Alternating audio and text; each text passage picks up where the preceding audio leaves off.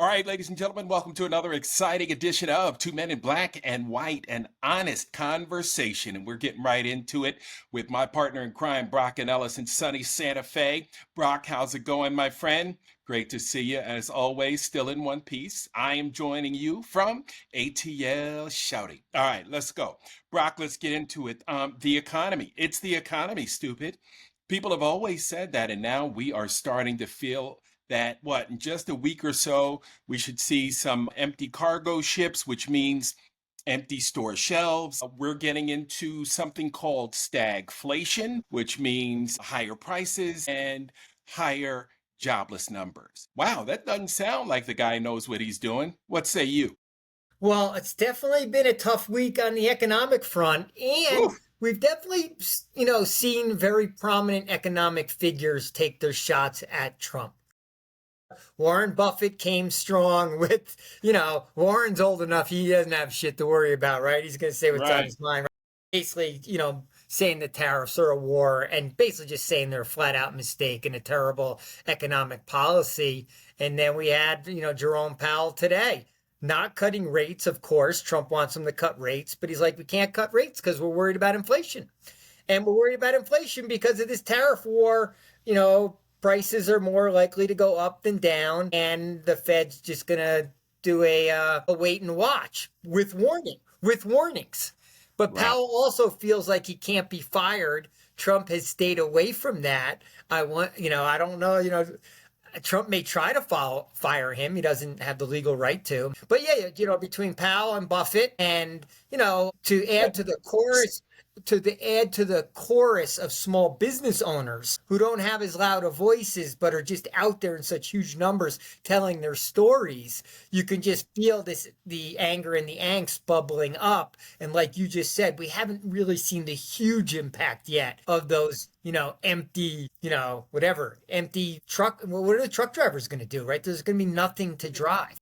Yeah, I just saw a report that talked about they are at global financial crisis mode right now. Truck drivers dealing with nothing to haul, which means truck drivers are going to go out of work, get laid off, essentially.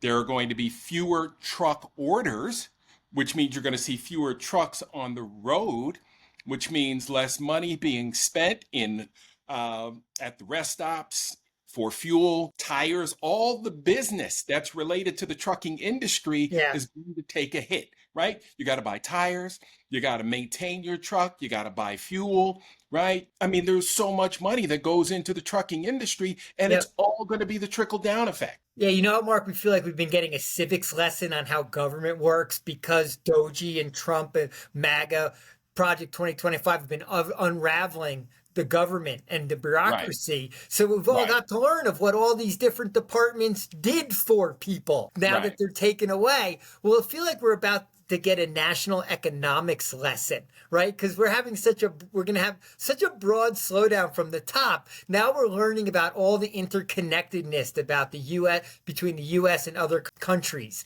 how we get components, and even for things that are manufactured here, it's the components are sourced from other countries, and therefore the U.S. factories get idled because we don't have the components. And then it trickles to the truck drivers, and then it trickles down to the restaurant owners, then it trickles down to them laying people off, and the Uber drivers, and then the food suppliers, right? We're getting this massive lesson in economics because, once again, Trump's taking it all away from us, and we learn through suffering the pain. Brock, that's a lesson we learned in high school. I mean, and we weren't as global then as we are now. We were in high school 40 years ago. Now, right? I feel like paying attention, doing my job, my profession over 30 years, you doing yours in the financial sector, we kind of learned how globally connected we are. But somehow half the country missed that lesson. Half the country didn't pick up on the fact that, we are so interconnected with Canada. If it wasn't a dirty word, it would be like they were the 51st state, right? Because we do so much to get, if you ever go to a border crossing, New York, Detroit, Vancouver, they're so busy and you see so many trucks. There's no other opinion to form Yeah, but that we are interconnected, and we are joined at the hip. and we get reminded yesterday, uh, Prime Minister Carney's in the White House. They're the number one purchaser of U.S. exports, right? Yeah, So they're number number one. one global trading partner. That they're the buyer of more of our goods than any other country in the world. Yet we're trying to make an enemy out of them. We're kicking and Why? screaming that they're quote screwing us somehow. Yet they're the biggest buyer. So now they're going to buy less shit. So now, okay, first it was the Kentucky bourbon makers that like felt it.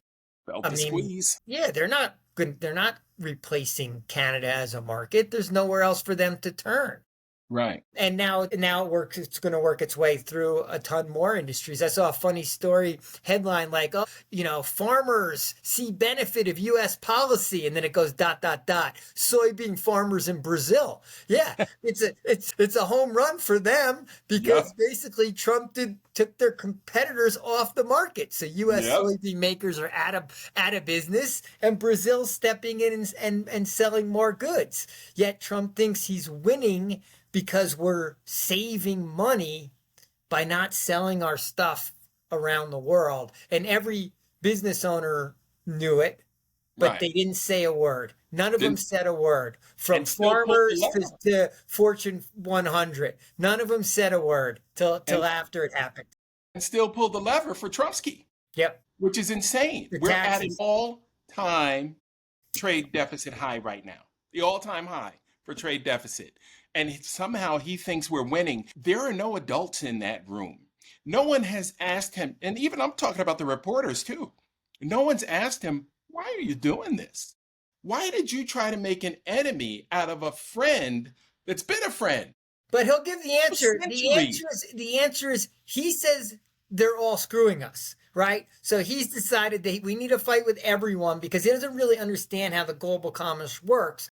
Right, And right, because we're the richest nation, we're buying more stuff than anybody else. So we are more a purchaser of goods because we're wealthier. So I right. guess he wants to make us poorer so we can't buy as much, and he'll view that as winning. But we also know that he loves having all these countries have to come to him and negotiate deals. The odd thing is, not a single tariff deal has been announced since Peter Navarro said there would be 50 deals in 50 days. And there have been 0 deals. So now the talk has shifted to, oh, we don't need to cut deals.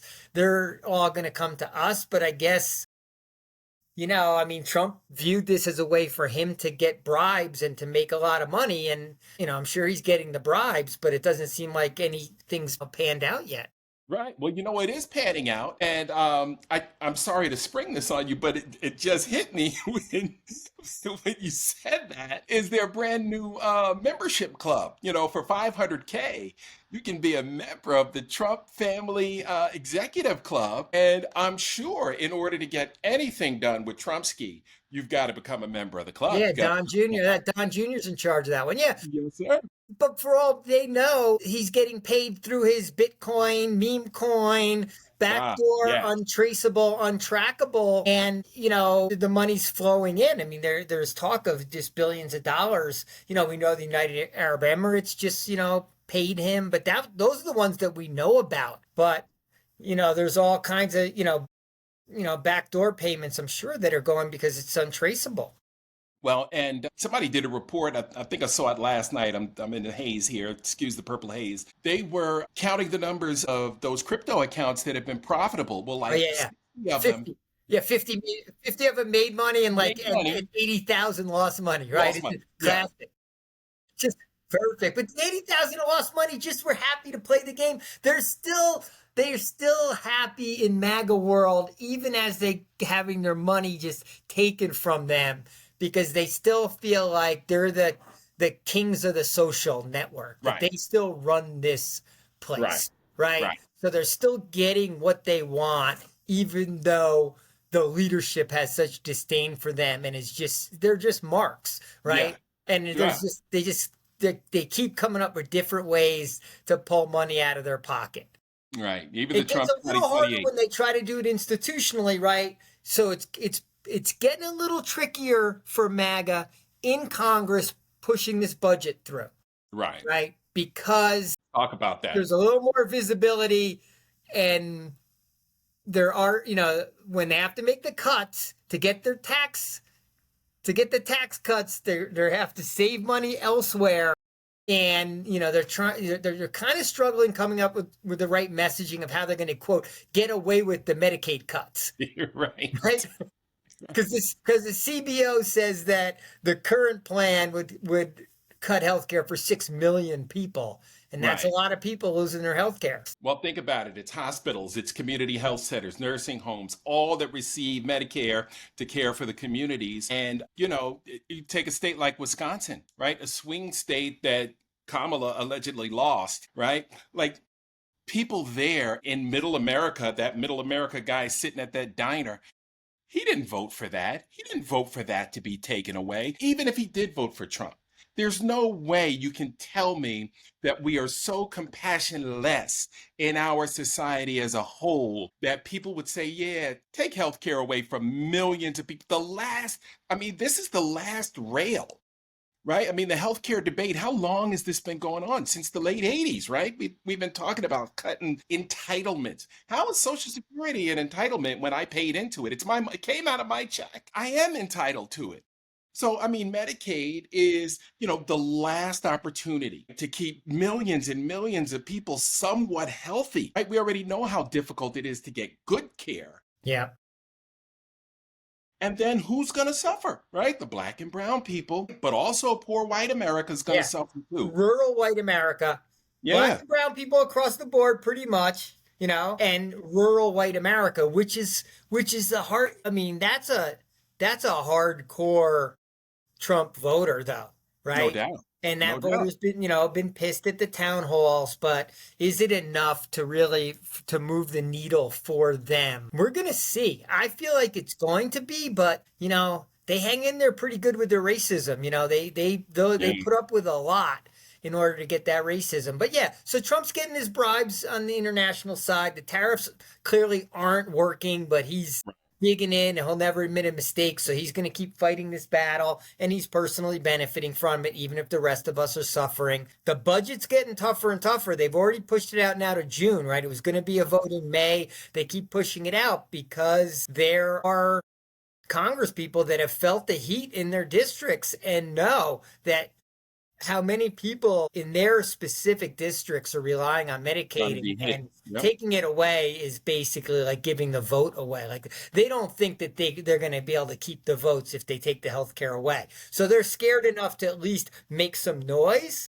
No doubt. Will they not vote for stuff? That's a whole different story, right? Right. But this is another let him eat cake moment. I think Trump and his rich buddies, the oligarchs, when it all comes down to it, they're going to say, hey, you push this vote through or else. Right? Or else. You won't have an election to worry about. You're going to get primaried. You won't even make it to the general election. Because that's all it's about. It's about the greedy getting more, right? Greed winning, right? Amazon, Walmart, two of the biggest companies owned by the richest people in America, in the world for that matter. What, 80% of their jobs, 85% of their jobs pay less than $20 an hour?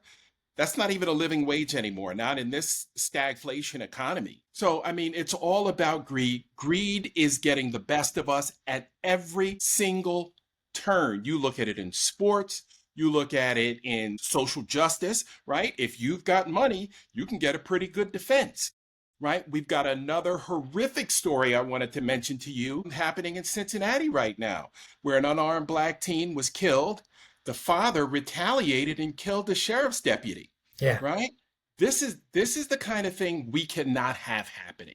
Right? I know you want things to get ugly, but a race war benefits nobody. No, that one's bad. But it's bad all the way around. Yeah, but and those a bunch of those cops got off for beating that guy in Memphis. We all watched that. Yeah. We literally watched it. Him. And you see why that father, just ran over a policeman. I don't condone it, but he lost his mind, and he was probably his immediate reaction was probably like, nothing's going to happen to them. Right. Nothing's going to happen to them. There's going to be no recourse for, in essence, the murder of my son. So it's like vigilante, right? He ruined his own life. He ruined another family's life, right? It's not the road we want to go down. I don't want there to be a race war, but I want race to be a major part of the It has to be. opposition. It has to be. Now granted, the economic argument is working, right? Bernie and AOC are onto it, and the fact that the tariffs are such a failure, and the fact that this Medicaid fight is a loser for MAGA, even if they push it through. I see why the left has focused on the economic issues, but I just don't want the social issues to be left behind. They can't be. They can't be because they lead to exactly what we saw. The social issues are what led to this young man being chased down a dark alley by a police officer, right? These are the kinds of issues because there's no place to go, right? Or the community centers closed, right? I mean, I couldn't believe the poverty in a city the size of Cincinnati when I lived there. I was actually shocked by it and really disturbed by the amount the way the city was segregated, right? You had your large population of African Americans in Hamilton County in the city of Cincinnati. And then outside of that, northern Kentucky is right there on the border, right on the river. And so you don't have any real populations of African Americans except for maybe outside in the town of Hamilton, outside of the city of Ohio, of Cincinnati. So it's very segregated. Segregated, yeah. And these police officers most times don't live in the city. They come from their suburban homes and their good life and their well manicured lawns and neighbors, and it's all good, it's all safe. Southern Ohio, very rural. I'm not sure, if people understand how rural the state of Ohio is, but except for your urban centers, right? It's very, you can be on a farm in 15, 20 minutes, heading out of Ohio, heading out of Cincinnati. So, we've got to figure out, how we want to, continue to advance as a nation, right? Marriott came out and said, we're going to continue to embrace our DEI initiatives. They got 40,000 emails sent to management. Mark, there's also been another 10 companies where they had anti-DEI initiatives and they got voted down. They've been getting voted down left and right. Levi Strauss. There was another one I just saw today. Oh, like Gilead Sciences. Like the investors are voting for DEI in Right. corporate America. Right. Right? So Target ran away from it day one because they were such wimps. But most companies, when the initiative is on the ballot as a part of their proxies, where their investors get to vote on the policies of the company, they're voting down any negative DEI initiatives that are brought up by like right-wing groups that have tried to push these through. Right. So in a way, America has spoken, at least from a financial point of view, it's viewed as a positive for the companies. Right. Right. And Brock, we know it is. Right. We know diversity of thought, diversity of talent, right? It equals winning in a global economy, right? Having that next level of understanding about your audience. Your customers. Yeah. Who's going to buy your stuff? Right. Like, who do you talk to, when you're trying to sell Black hair care products, right? You definitely don't talk to white America, right? That's why some places I have lived and I could not find Black hair care products. I'd have to go into the city. So, look, people understand the value of diversity, right? And what it means. And again, there's enough money to go around. Like, I don't understand I do understand, right? It's the hate that drives the agenda. Yeah. So, we've got to get past that as a nation. We've got to stop seeing each other as, a box to put in and start looking at each other as human beings, right? And start looking at each other as people because America is browning, right? I got a beautiful baby The granddaughter. demographics. Yeah. It's happening. happening. They can't deport enough people. And I get it. Elon Musk can't inseminate enough people to get, his white children out there to offset it, right? He's trying. It's just the way it's going. But the other thing that's positive is that there's, like they say courage begets courage, right? Just like cowardice begets, more and more individuals, both high profile and low profile, are standing up, right? Between the governor of Wisconsin, who's challenged Trump to come in and arrest him, and AOC saying, bring on the director of Homeland Security, and then the story of like a restaurant in New York, because ICE was raiding a bunch of restaurants, and then kicking ICE out and saying, bring your warrant. And then the next story was about, I guess, a whole bunch of students have encircled a school in DC, and they're literally like taking turns circling the school so that ICE can't come into the school. Right. Nice. So there are these high profile, but also very local acts of resistance that are going on that I think are starting to pile onto each other. So there is a subtle power shift going on. And we can only hope that that momentum continues. And we can only hope that that momentum has a multicultural, multiracial face to it. Certainly the fight against ICE does, because ICE is out looking for brown people. Right? Period. Right. They're not looking for Swedish folks who have come into the country illegally. Yeah. Right. They're just looking for brown folks. For brown All right. So when I used to drive up and down the New Jersey Turnpike, I just used to plan on extra time for getting pulled over. Had dark tinted windows, dark colored car, some cheap but fancy looking rims. I mean, they looked expensive, but I just planned to get pulled over. So I always tried to do the speed limit, always tried to look up, pay attention, and sure enough, I'd get one of those county mounties, one of those New Jersey state troopers on my ass, pulling me over, dragging me out of my car, going through my stuff, looking for this, that, and the third. And, I'm still here, so obviously they never found anything.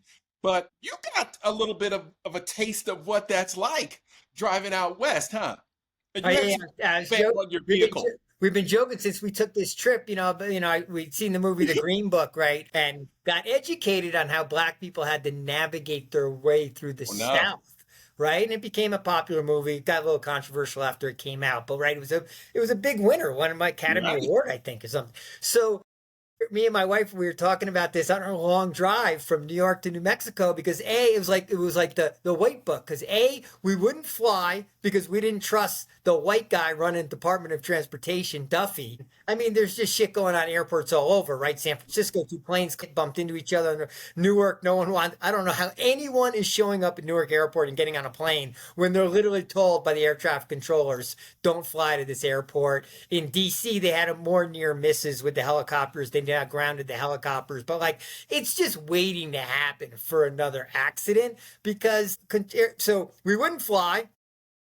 When we picked up our rental car, we had Rhode Island plates, and my wife's first reaction was, oh no, shit, Northeastern plates, because we're driving through all these red states. Because the last time we rented a car, we had Kentucky plates driving south. It's like, okay, we're lucky here. No, white people driving Kentucky plates, we can go 150 down here, NASCAR. But and then, so the whole ride through, when I was driving, my wife would just keep saying to me, is like, slow down, slow down. I'm like, but it's 75. There's hardly any cars here. She's like, yeah, but we got these Rhode Island plates. They're going to cherry pick. We're for East Coast. They're going to be looking out for us. So every time I had to stay at 74, just underneath the speed limit, because my wife was so convinced that we were going to get profiled and pulled over as we rolled through all these red states. So you were concerned that you were... a bit of a taste of the, oh shit, she was basically like, we don't want one of these Southern policemen pulling us over in the Rhode Island plates. Now, granted, we wouldn't get treated like, it wouldn't be a near-death experience where I'd feel like I had to put my hands out the window and, we white people don't worry about that when they're pulled over. Although my wife is always like, when she's driving alone, particularly at night, being pulled over is a scary feeling.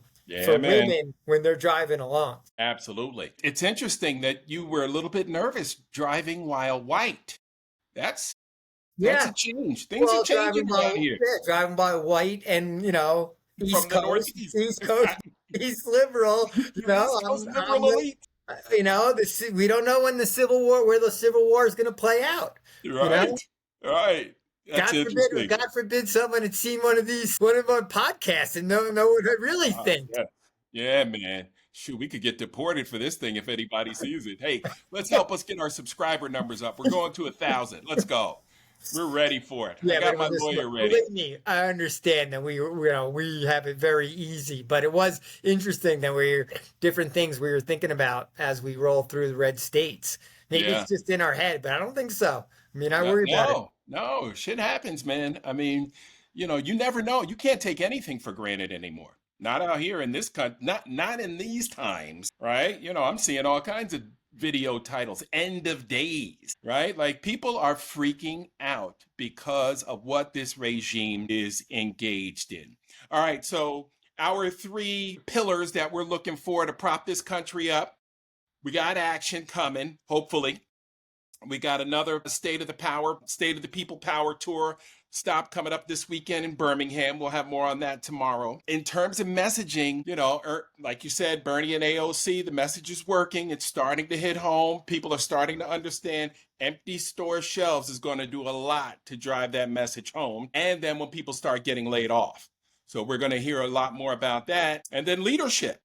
Who do we like with leadership? What's jumping out at us real quick? We like we like we like what Pritzker's doing. We love it. Obviously, we've loved what Cory Booker has done, Right. right? And I think will continue to do and pick his spots. I Right. mean, I want Jasmine Crockett to take over for Connolly in the Yep. Oversight Committee. We'll Oversight. see Yep. if she wins that. It's going to be an interesting dynamic on the left of whether, Hakeem Jeffries and or the powers that be kind of promote by age or promote by effectiveness. Well, And so obviously I want to scares see the hell out Jasmine of get them. the seat, right? Yeah, someone who can make a lot of noise from the seat. Other than that, I think things have been kind of quiet, but I think it's a big because there's a budget fight going on over something as important as healthcare. I feel Right. like it's an easy time for politicians to make a lot of noise and get a Right. lot of visibility. So we're going to see which one of them or Emerges. many of them emerge and really nail the message better than some of the others. Yeah. All right. Sounds good. We're going to keep an eye on it. We'll be right back here tomorrow. Same bat time, same bat channel. All right, my friend. Have a nice evening. Enjoy the Santa Fe weather. Yeah, by the way, it snowed yesterday. I don't know where you got the sunny from, but it literally snowed Oh out my here yesterday. gosh. Yeah, but that's all Snowy right. Santa It's Fe. all right. It's gonna be warm. It's gonna be 70 tomorrow. It's gonna go All from right. 30 to 70 over 2 days, like everywhere else in the country. Like Denver out We'll there. talk climate change one of these days. Exactly. Exactly. Think about what a back burner issue that's become. Oh my God. Yes. It's terrible, right? Like Right. it can't even get into the conversation, While the even though it's while the storms are tearing up cities and we're getting rid of FEMA and we're not going to help people, rebuild their lives. no, we won't even pay attention to it anymore until we can unseat the MAGA movement. We Right. can't even get climate change even talked about, not to mention all the rollbacks that are going on of issues that are impacting the planet and the warming, right? Crazy. We don't even talk about it. We've done like 50 shows and it's barely ever even a topic because there's seem more important ones in the Right. near term. And Right. that's terrible, right? It's Because awful. it's not getting better. But we got different fights to fight right now. We got to figure out how to get the Mad King out of Yeah. that seat. No doubt. All right, bro. Have a great evening. Good to see you. All right, Mark, always a pleasure. Talk to you tomorrow. All righty.